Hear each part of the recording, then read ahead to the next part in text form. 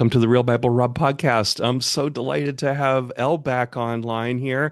We talked last summer, and she has this great, fresh new way of looking at the Bible that I really hope a lot more people see. Is that this is a great way to see the Bible as it is.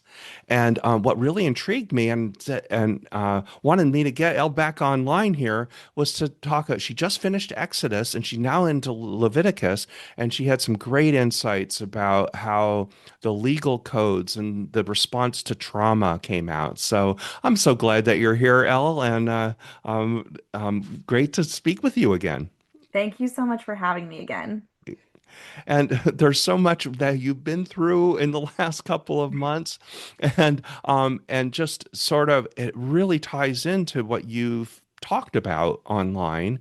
And I should mention to everyone that this is mostly on TikTok, right? So, um, and we'll talk more about that later. But I was so intrigued by the fact that as you went through Exodus, you identified the trauma response and how, and I even commented to you a few times that trauma is what the Bible's all about. That's why people wrote these texts, is to in response to trying to understand the troubles in life. You can kind of say, well, that's religion, right? And um, and that's a major theme. So it's like a giant underdog story that we're reading, and traumatized people they were always surrounded by bigger bullies like Egyptians and Babylonians and Assyrians and all of that. So I just wanted to get your feelings about it. You did when you did Exodus, you did a couple of wrap ups and just give. Can you just tell us what your overall response is to Exodus and what you'd like for Yeah, us to know about it from your point yeah, of view? absolutely. Yeah, coming out of Genesis, it was very different. Genesis was more of individual family stories, while Exodus was, one group of people, and we're following them. Yeah. And what really stood out was how quickly the Israelites shift from relief to fear.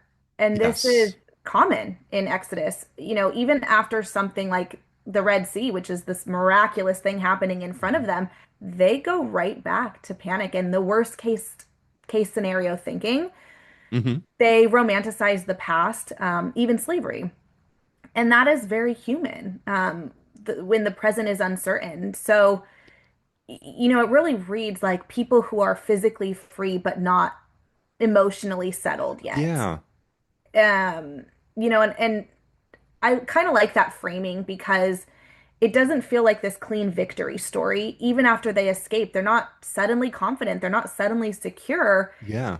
The underdog mindset that you mentioned, it kind of follows them, which makes the story feel ongoing rather Hmm. than a story Yeah. that's resolved. Yeah, that is fascinating because there's sort of that quick action that happens that being pursued going across the Red Sea and then coming to Mount Sinai, and it's like the narrative just completely stops, Yeah. right? And they're stuck there.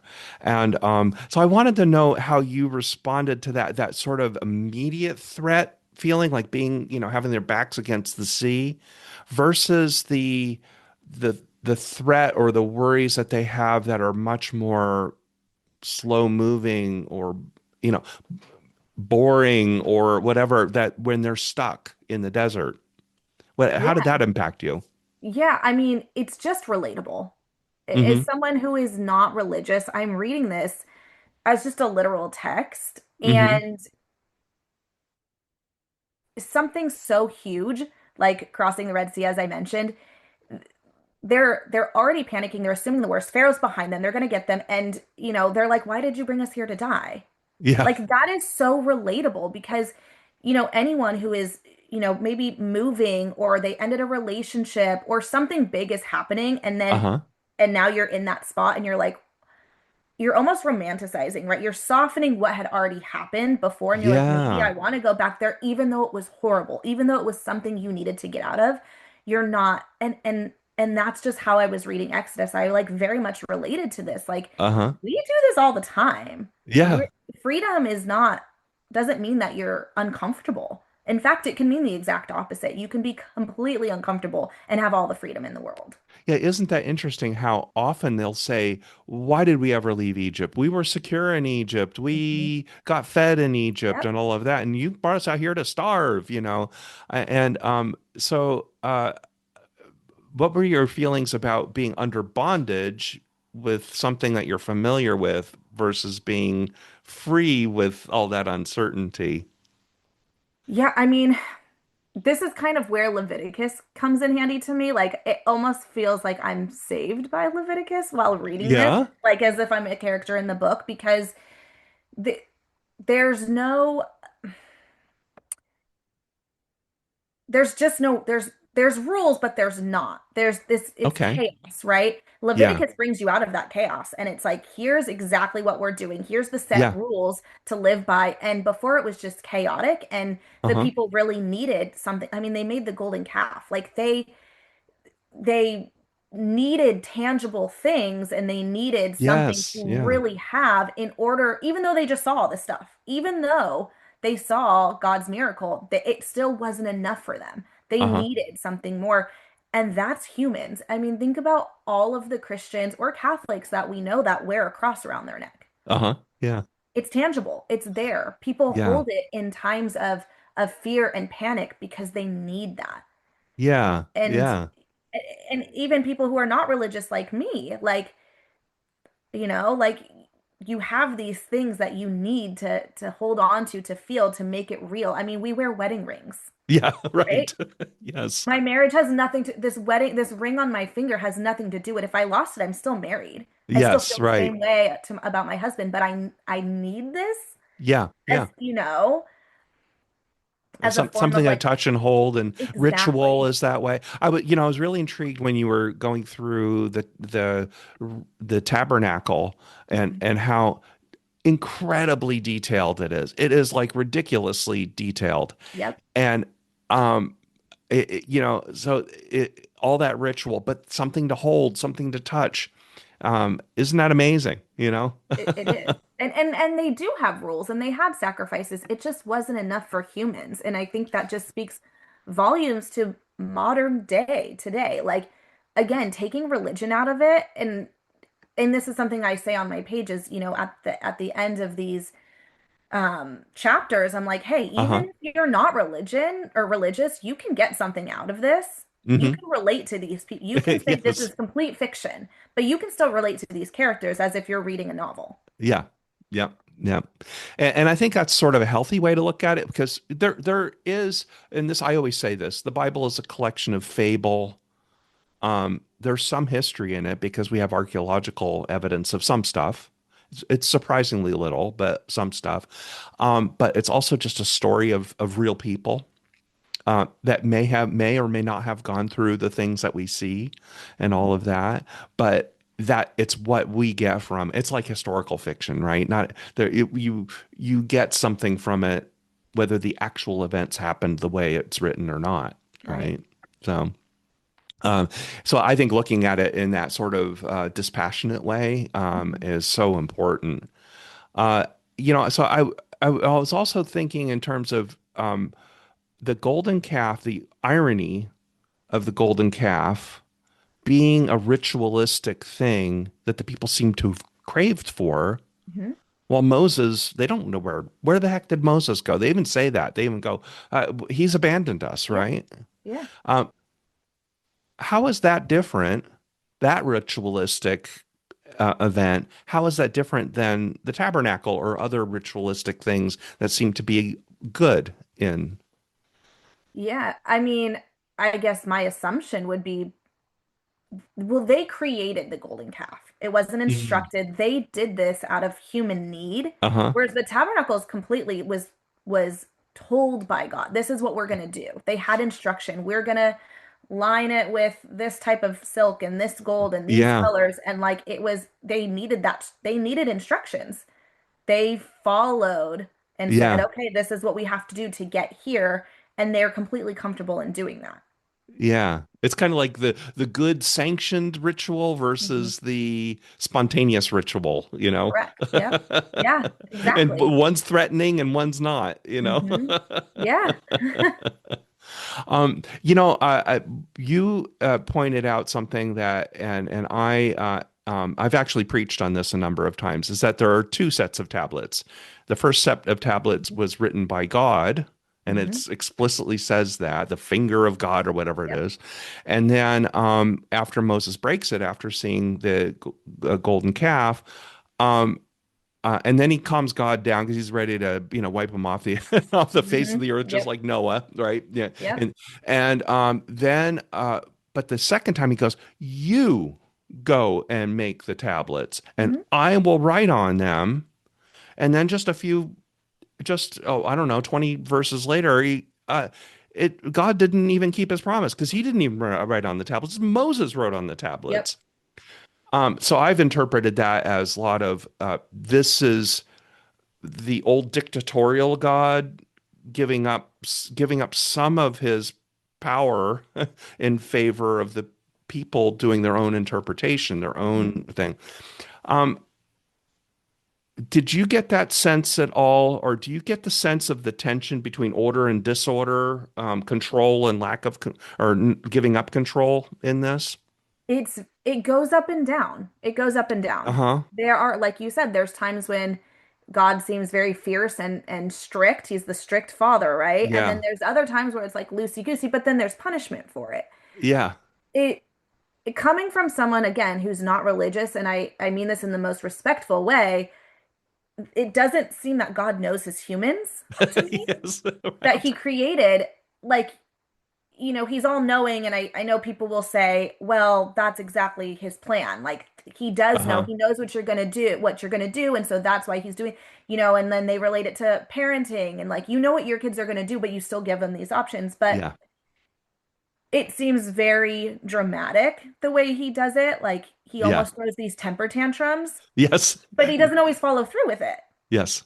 And it's very Yeah. confusing. And it would be very confusing if you think of like, if you do think of it from a human aspect, like if my dad or my mom was acting this way, I Uh-huh. would be like walking on eggshells all the time. Like Yeah. there's no real follow through consistently that Yes. we've seen. Um, yeah. Well, that's really great because God is portrayed, Yahweh, I should mention, because Hmm. God, we use that term Yes. God as if there's a consistent God through the Hmm. scriptures, which there really isn't. Is that there's Yahweh, there's Elohim, there's kind of a God morphing into the single monotheistic God that we know. But in this, in the Pentateuch, in these first books, God really looks just like a bad parent. Yes. That's how I felt reading it. Yeah. So, and so one of the things, this was written. What these books were not written by Moses, and almost every biblical scholar knows that. They were really written in a time of great trauma, most likely after the northern kingdom that fell to the Assyrians, and there was only Jerusalem and Judah left, and there were refugees streaming. It's called the Deuteronomy. I can't say it. It's the Deuteronomy period, basically, Okay. and uh, there's lots of theories about where Deuteronomy comes from and all of that. So when you look at it from this and you're trying to explain what happened to your people 500 years ago from their perspective, they look at it and they're building these stories. They have these stories about who they were, where they came from, why they're there.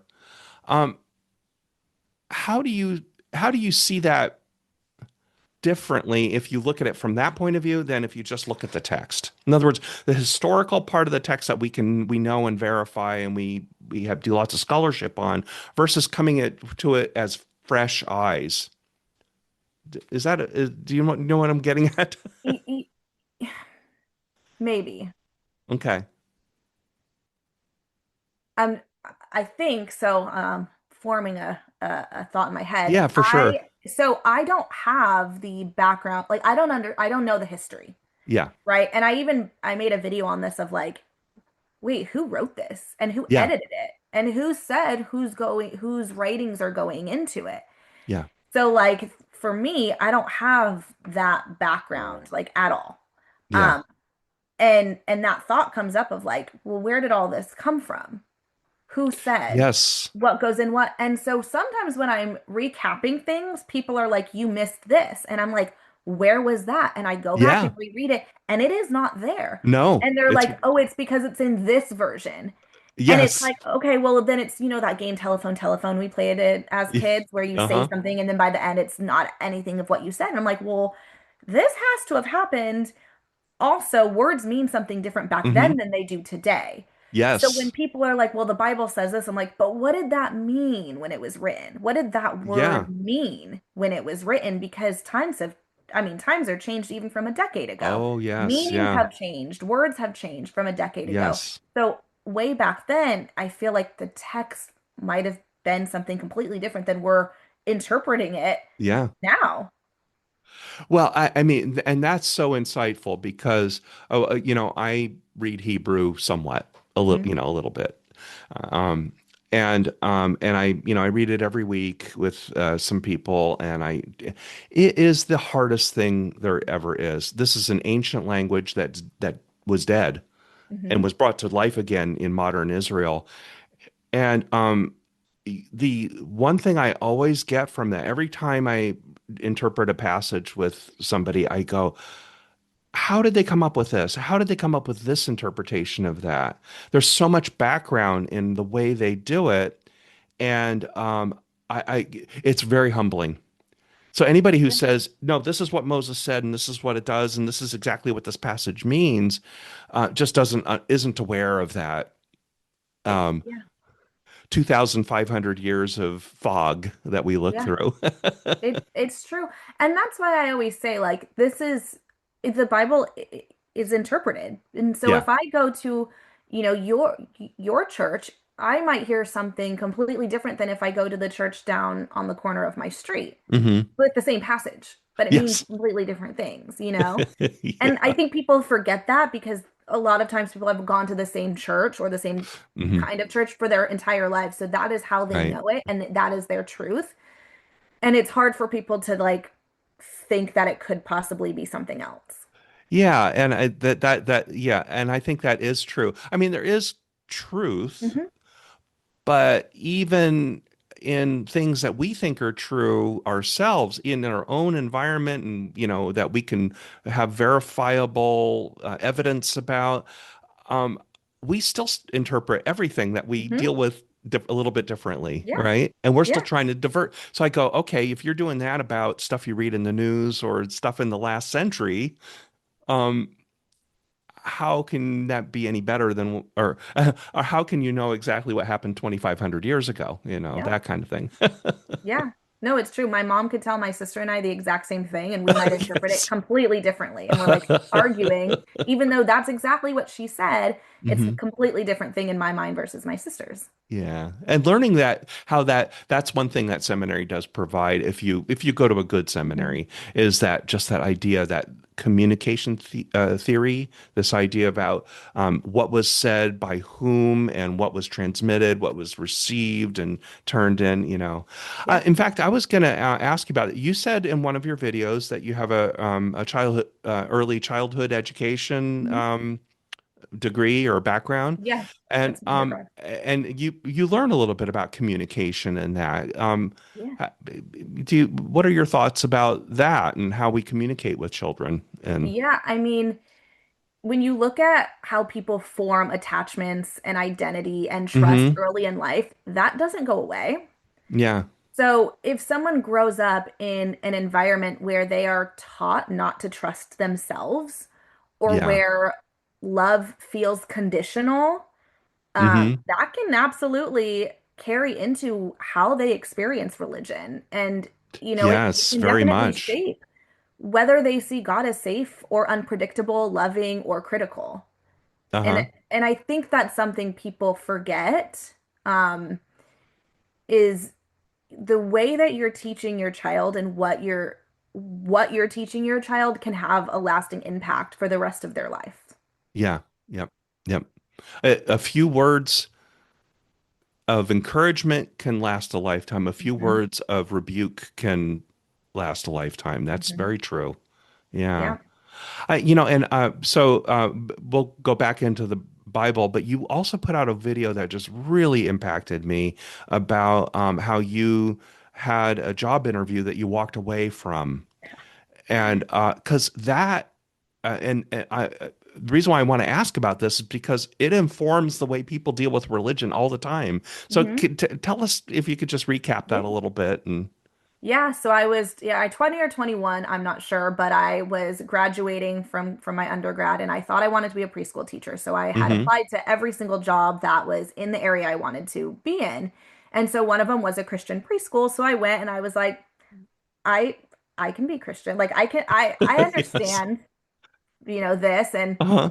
and so I'm sitting there and in my head, I was thinking, okay, I absolutely can incorporate Jesus and God into the curriculum that they are writing for me. Uh-huh. And it's about, being humble and selfless and all of these things. That's where Yeah. my brain was. All So of I the go good in, things. Yeah. exactly, I sit in the interview. I know my child development stuff. I know that I've done interviews before. I'm going to nail this. And Yeah. she looks me, and I will never forget, she looks me in the eye and she said, you have to be comfortable with telling children they will burn in hell if they Yeah. disobey you or they lie to you. And I mean, my mouth had to have been on the floor because I was like, "What?" And Yeah. she repeated it, and she was like, "Because that's it's true. They're sinners, and they need to know that they will burn in hell for these Yeah. sins." And I am like, I understand how a child's mind works. hmm I know that children lie. We all lie. I'm lying in this interview right now. Like, Yeah. I will not do that. I'm not going to sit. And Yeah. I just walked up out of that interview and I went and I sat in my car and I was like, this is like, I don't Really even know how screwed to up. process this. I don't know how Yeah. to process this. And it almost made me, I'm like, do I call CPS? Yeah. Like what do I do? Because this Right. is not developmentally okay. Yep. But I have to also understand that that is how people feel.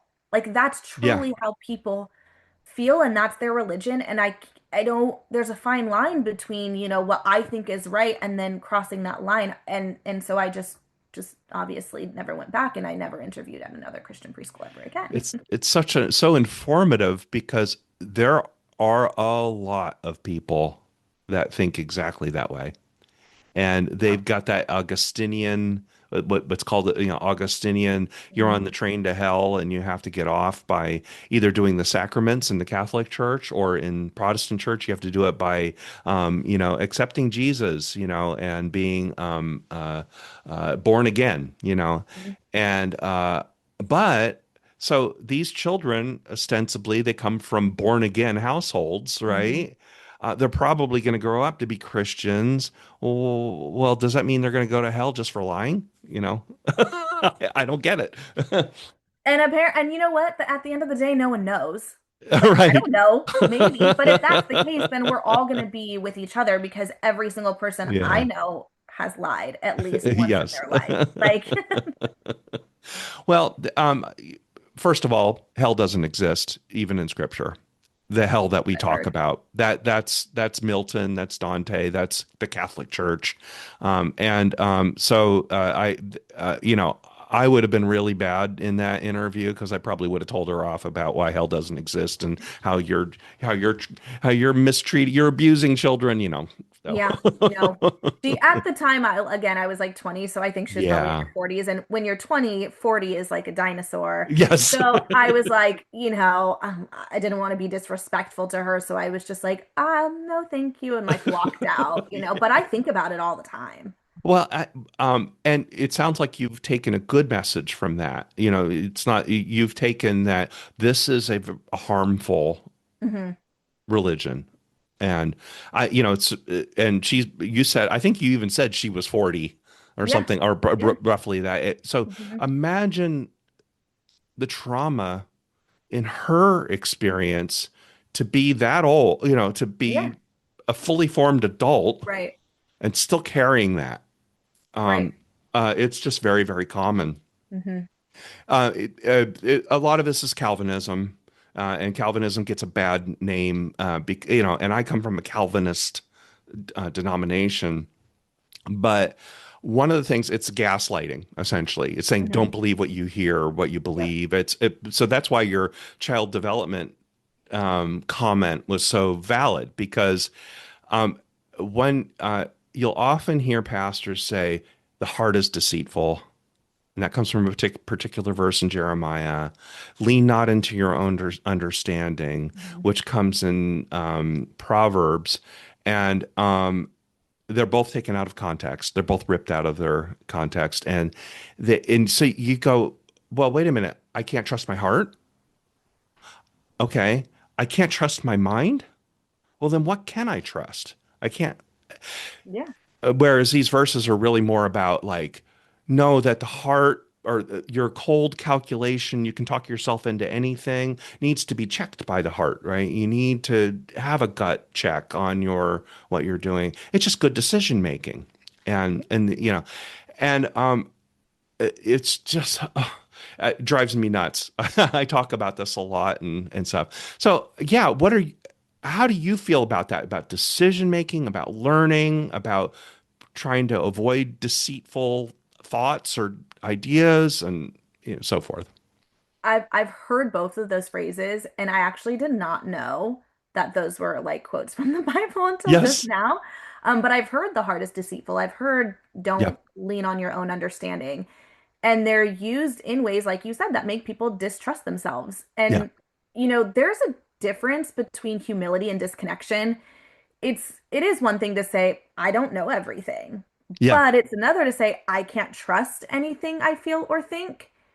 And when people are taught that their inner voice isn't reliable, that can make them more dependent on authority figures, Yeah. which can get very complicated, as we've seen studies on. Yes. Yeah. It's gaslighting. It's so. In fact, I even said that in a video, and this guy go, "You don't know what gaslighting is." I I saw go, that.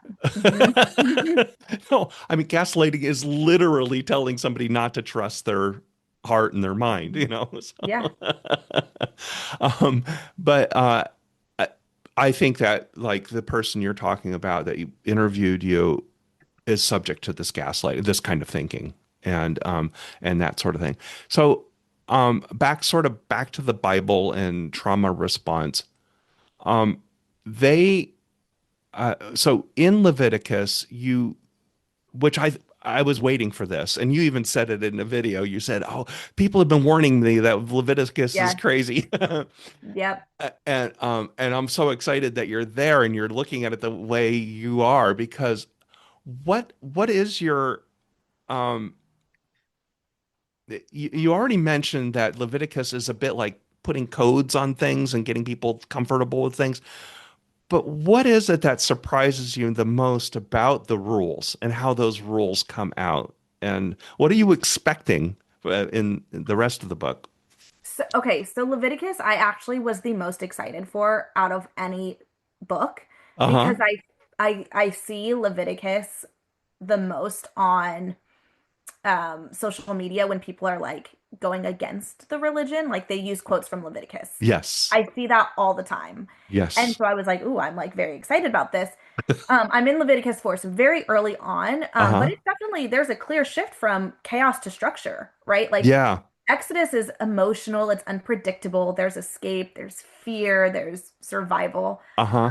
But Leviticus is coming in with these very specific rules and instructions. Yeah. And it, to me, it feels like, and again, I'm only in Leviticus 4, but it's Yeah. kind of, it seems like they're trying to create order after Exodus. So after everything has been unstable. And the repetition of like, this is the regulation, Hmm. it it makes it feel more structured and controlled. And from a modern perspective, it really reminds me of how people respond to uncertainty. We create systems, we have routines, we Yes. need these rules to feel grounded. So it doesn't feel as random as I thought it would. It's actually a lot less random and it's like, well, this is how life works now. Uh-huh. Hmm. Yeah, it's the legal code. Yeah, Yeah. exactly. Hmm. In fact, there are sections of Exodus where you see legal code in Exodus a little Yeah, bit, you right? do. Hmm. Um, that are lifted verbatim from the Code of Hammurabi in in Samaria, 1,000 years before the Bible was written. So you could tell that they were picking, they were finding things that so and Leviticus has a lot of this too, and you'll really see it in Deuteronomy. It actually comes from there's lots of these little bits and pieces that come from treaty language that they pulled from, and most people don't know that. They thought that the original is what you're reading, you know. Yeah, yeah, yeah. Um, then it so and you mentioned like and somebody came in, was it somebody that asked you about Cain and Abel, or did you make the connection that the grain offering and the animal sacrifice and Cain and Abel? Where did that Yeah, come from? someone commented something about how in Genesis there was no explanation as to why Cain's offering was dismissed. Hmm. It just was dismissed and then that was it. So I responded to that because I had thought about that too. And I think I even made a video back when I did Genesis, but Yes. it was the setup for the first murder in the Bible. Yeah. And it wasn't explained, and people were kind of commenting like their assumptions or like what that means. And I'm like, but in the text, it just kind of if you don't Hmm. have all of the other knowledge, like I don't have any of the other knowledge, so my assumptions reading Genesis, there were Yeah. none, right? And Right. I just, thought about it like, okay, well, if my sister brought my mom something and I brought my mom something, and she wanted my sister's and not mine, how that would make me feel. And I would be Hmm. very jealous of my sister. And there's Yeah. no explanation on how to fix it. Like, I can't go back and fix it. So there goes my sister. Like, I'm jealous, like there was no it just kind of that's what it was. And so this Yeah. user that had commented was like, what like there was nothing. It was just I don't accept your offering and that's that. Yeah. And do you see the in Leviticus how the value of the offerings is different? And what was your impression of that? So first off, the first in Leviticus 1, I believe, it was the Lord likes the aroma. So my rational brain was like, interesting, but like, what are you doing with the fat? Like, Yeah, if that's you're the right. best part, like, why are you taking it just to burn for yourself when like people are Yeah. hungry? Like, I Yes. don't understand that at all. Leviticus has been it's easy at a high level, but when you really Yeah. start reading into it, I'm like, I don't understand why. Hmm. It's very helpful bringing this to the internet because people are like, well, back in the day, Yeah. XYZ happened, and I don't have any of that, So I'm Yeah. I'm like, then I read it, and then I'm like on Google, and then I'm like looking on TikTok. I Yeah. was like, is this true? And I'm like, no, this is a little true, but not really, or no one really knows. And then I go down those rabbit holes. But I mean, overall, Leviticus is it's an interesting book. Yes. Well, and just do you get a sense that they're negotiating a little bit? They're kind of negotiating what's valuable, what's not valuable, what's uh, It, you know, it seems like the priests are doing that to me. yes. And maybe that's a little bit of my bias on like government and how Uh-huh. it operates, but Uh-huh. that's kind of how I'm feeling so far in Leviticus is like it's not God saying this. You don't know that it's God saying this. You Hmm. don't know that it's God. It's just Yeah. this is what it is. But the priests are taking portions and like doing and I'm like, but why? Yeah. Well, Like because what? they're this is a tax essentially Hmm. for most of it. I mean, certainly some of it is completely destroyed for God for Hmm. ritualistic things, but most of the sacrifices were to feed the priests because they Hmm. didn't have their own land, you know. Right. So, you when you get so right now you're in all that sacrificial stuff. You're going to get into where it's like, well, if you have a new cow and that cow is or that slave is injured by a this or a that, Yeah. and then you have to pay two portions Yeah. of this, and Yep. yeah, have you started to I've encounter that I've or? seen I've seen that one online. Okay. I've seen that like exactly what you're talking about. Uh-huh. Was it or maybe I we no I didn't read that in the videos. I must have read it somewhere. But yes, I know exactly what Yeah. you're talking about where the yeah, like if your cow steps over a line, then now you owe XYZ. Yeah. Yeah. and they'll do you'll see a lot of that. In fact, there are 613 laws of Torah, and they include all kinds of things like don't eat shellfish and don't do this and don't do that. And a lot of people spend a lot of time going, well, there's the Ten Commandments. And I go, and those are commands. And then these other things are sort of like, laws for commerce and trade and how to feed priests and sacrifice. And if you talk to Jewish people who really know the Torah, they don't really separate it that way. That's more of a Christian thing. Mm. But it's sort of like uh yeah, I mean this is priests telling you what to do. So if you look at it from that sort of biblical scholarship point of view, like this is written hundreds of years later after they've already fought about all this stuff and they're trying to describe what they fought about. Um, does it seem to you that the rules are changing? It seems that the rules are changing for the benefit of the priests. Like, I guess I just don't understand why the rules would change for God. Yeah. So to me, maybe I'm just, again, skeptical of what's happening Yeah. because of what's happening in, my life here in the United States, right? Yeah. Or I guess around the world, I should say. But to me, I'm just like, it doesn't make sense yet. Like it Yeah. doesn't make sense why God needs these things, whereas before he only needed these other things. Uh-huh. Yeah. Isn't that's really interesting. And also when you get to Deuteronomy, which is like a repeat Hmm. of a lot of Exodus and Leviticus, because it's Moses' summary of what they're doing before he dies. That's Hmm. you'll really see it. You'll really see how, oh, the rules changed a bit again. The other thing too is that God um, we're always told that God doesn't change. God Hmm. doesn't change his mind. He's all knowing, all powerful. Is that the impression that you get after reading Exodus? Not at all. Yeah. The opposite. Yeah. And even putting Genesis in, like he definitely changes his mind. And there was a part in Genesis where it even admitted that God made a mistake. Hmm. Well, if you're always right, then you can't make a mistake. Yeah. So I see these little things and I can see why people in my comments are like, well, this is why I stepped away from Christianity. Yeah. And you get other But people who get really angry that you point out this, yes, right? yes. And, I'm not here to sway anyone either way because I don't even know where I am at this point, right? Sure. But what I've heard God is from other people, like just in society, is Yeah. not the God that I'm reading about right now Yes. at all. And so No. people are like, well, wait till you get to the New Testament. I'm like, but isn't it the No. same God? Like, I get very confused. I'm like, listen, I don't know what I don't know. And all I know right now is I've read two books out of the Bible and I'm Uh-huh. starting the third, and this Yeah. is what I'm reading right now. So, what you're telling me is not adding up of Hmm. what I'm reading.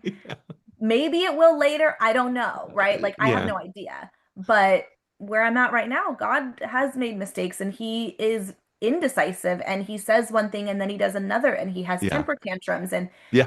he expects things from people, from certain people, and then other people he treats differently. And it's just not the way that I thought this was going to go at all.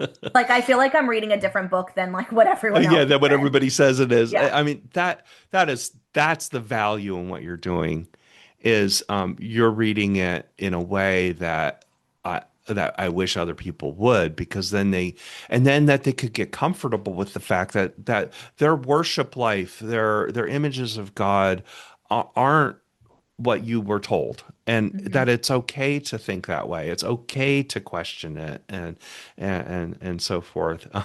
I will assure you too that when you get to the New Testament, people always read it. Well, it's just one God. Oh, he's all the same. Well, first of all, Hmm. you don't hear as much about God the Father in in the New Testament.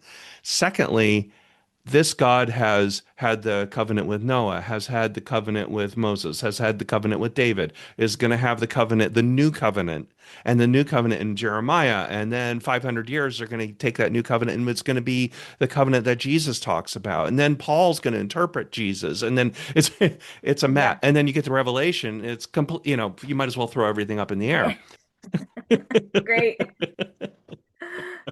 Um, so I guess so. I wanted to talk a little bit about your experience coming to this fresh, how that, and you stepped away for a little while, Hmm. and you did that, for your health, right? Yeah.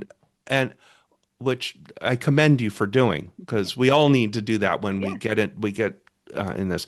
Can you tell a little bit, just, obviously don't want you to tell what you don't want to say, but Yeah, anything absolutely. that just sort of like to inform people what that was about and what's a healthy way of dealing with people that, Yeah, so I mean, I knew coming on the internet and talking about religion was going to be, it could be a sore subject for people. yeah.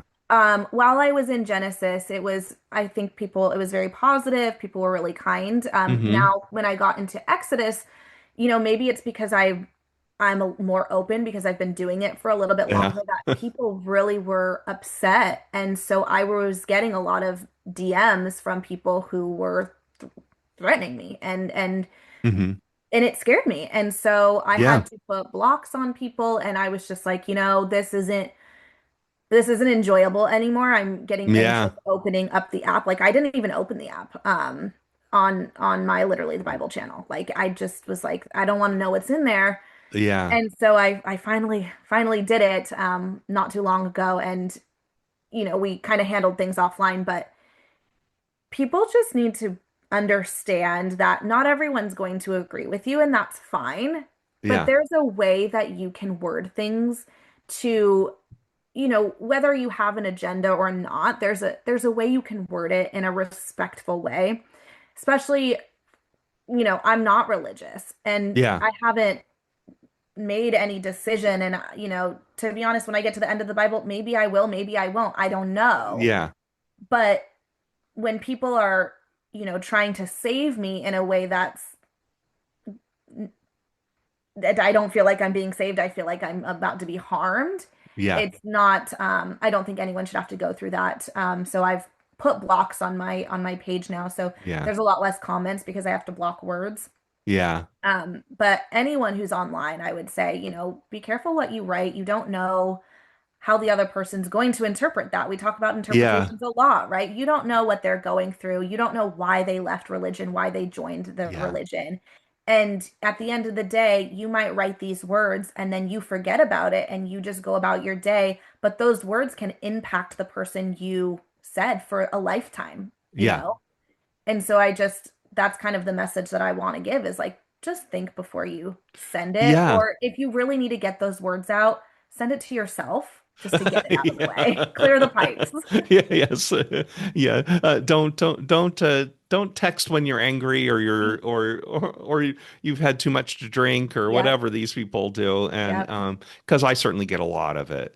I bet. So what is it usually that they're complaining about? Is it that you see God in a way that they don't want you to see God, or what That is I it? shouldn't be questioning God, that the Okay. fact that I'm coming online and questioning God and they're telling me I'm making other people question God and Oh, I'm okay. Yeah. bringing people away from God.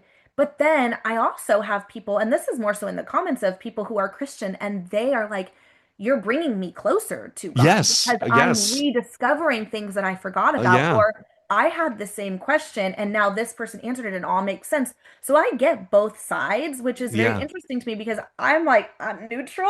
I try Yeah. and stay as neutral as possible, but you're going to have people take me in whatever way that they need Yeah. in that moment. And so, yeah, a lot of the negative comments are like they think that I am trying to question Yeah. what is in the Bible and that I just need to pray over it. Yeah. And that's going to like help me Right. understand everything. In other words, if you do anything that doesn't fit my Yes, theology, you're taking them away from my theology, correct. right?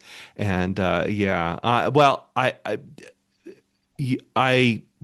strongly feel like you are helping way more people than you're angering, and Amen. the people you're angering are loud, and they're threatened because you're helping people. Yep. And you always have to remember that when you do it. And I Hmm. believe me, I know. Yep. I get it a lot too. Yep.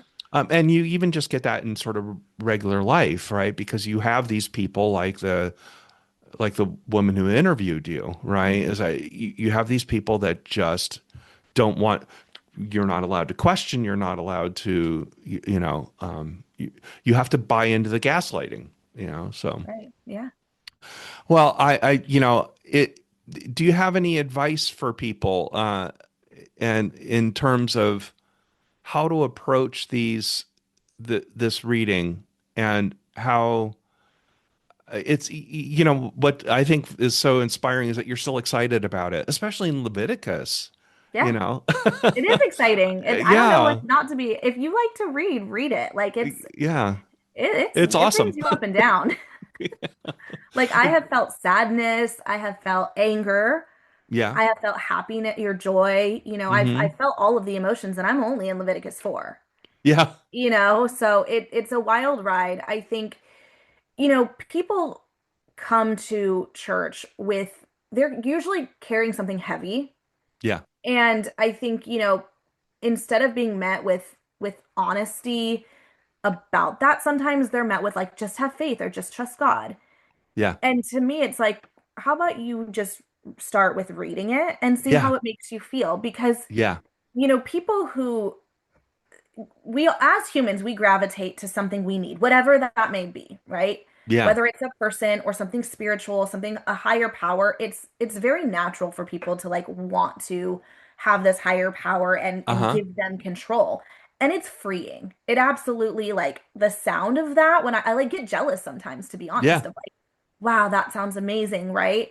That's just not how my brain works though. And Hmm. so, my advice is if you're really looking for that, like do what you want, but I do think that even if you're not religious, even if you were like, I don't believe in God, Yeah. the Bible still has such good, positive messages that you can Yeah. take with you. Yep. And, there are quotes in here. I'm like, that made me feel good. That made me feel good, It you does. know? And it's even like, and even the bad stuff is you can kind of go, yeah, these are priests working out their problems. Hmm.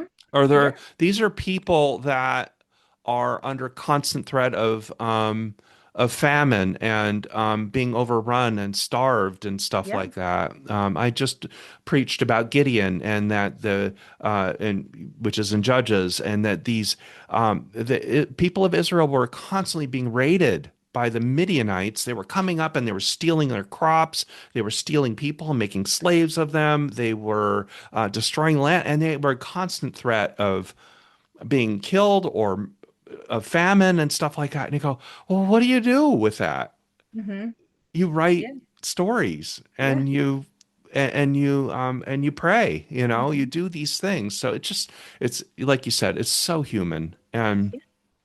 I guess one thing is that when you get to Leviticus 19, there's the most famous part of Leviticus should be the most famous, not the stuff about homosexuality, but Okay. the most famous thing is that to love your neighbor as yourself. I love And that. there's a little piece of Leviticus 19 where that shows up, and there's this other verse that says, "Don't stand over the blood, or don't stand while your neighbor's being hurt." And it's kind of like in some versions it seems really passive, like, but in other versions it's like, no, you've got to go and protect them.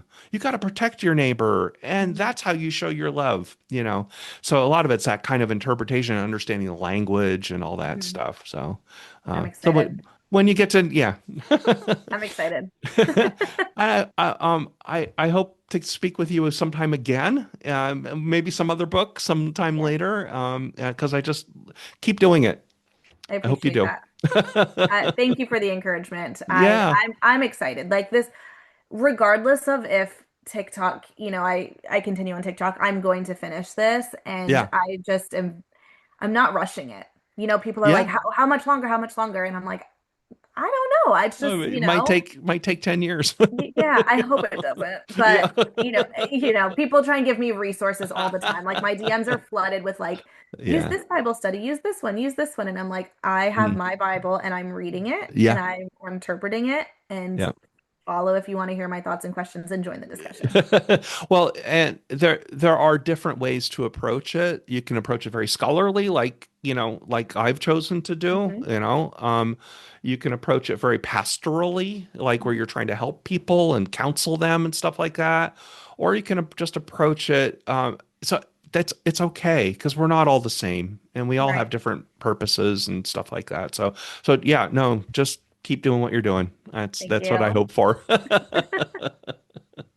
Uh, so just to recap, where do we find you? Is it only on TikTok or are you on other platforms or I'm what? only on TikTok for now, so it's at literally the Bible. Okay. Um, I have plans to expand, but where TikTok is easy for me right now. Yes, yeah. It's an easy to use platform, so Yes. that's good. And yeah, and you mentioned that you're learning how to space things out a little bit more and Yes. stuff like that. And I wish you tons of success Thank you in so that. much. Yeah, good. I really appreciate it. I appreciate your encouragement. I appreciate you having me on here, and I appreciate you being active on my page and commenting. Oh, okay. Well, great. I'll keep doing it. Thank you. All right. All right. Thanks so much, Al. Thank you. And I always say, people say lots of things about the Bible that aren't really there. Um, just listen to people like Al who are reading it with fresh eyes. It really helps. Thank you. All right. Let's see.